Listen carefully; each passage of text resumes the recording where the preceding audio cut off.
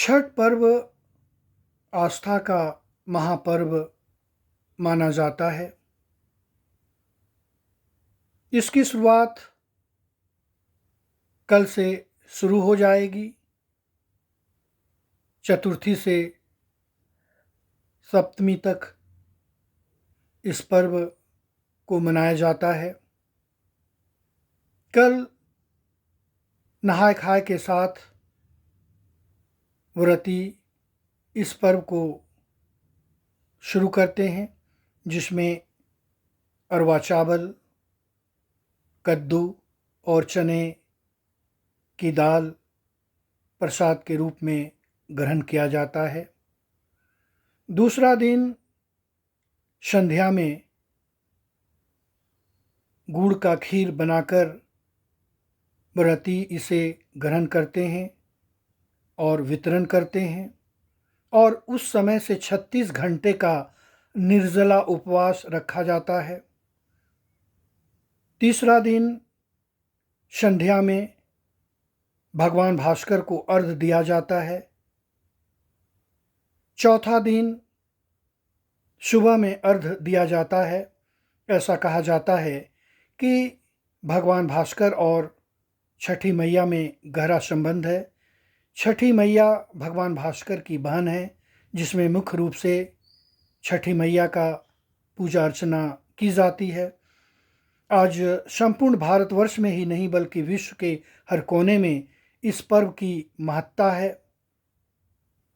ये पर्व बच्चों के लिए किया जाता है, सुख, समृद्धि और ऐश्वर्य की प्राप्ति के लिए किया जाता है।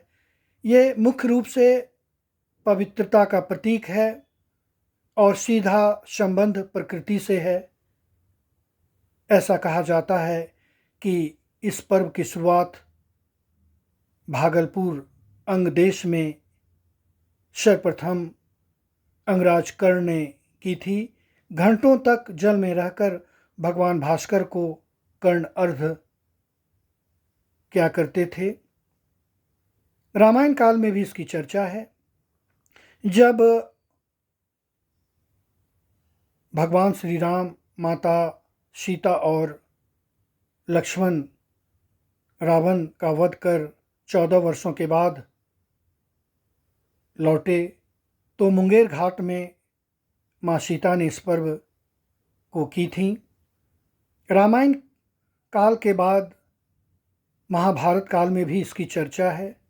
जब पांडव जुए में सब कुछ हार गए थे, तो उस समय द्रौपदी ने भी इस पर्व को की थी, और इस तरह से ये आस्था का महापर्व आज संपूर्ण भारतवर्ष में ही नहीं बल्कि विश्व के हर कोने में मनाया जा रहा है।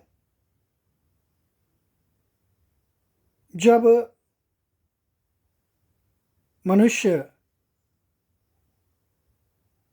चिंता में रहता है, निराशा में रहता है, बहुत कुछ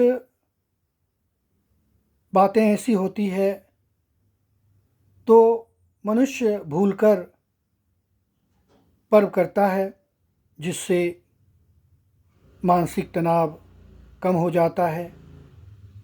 आइए हम सभी इस महापर्व को शांतिपूर्वक करें, जिससे भाईचारा, सुख, शांति और अमन फैले और देश का कल्याण हो, विकास हो। ये आस्था का महापर्व ही नहीं बल्कि सुख शांति का प्रतीक है। जय छठी मैया।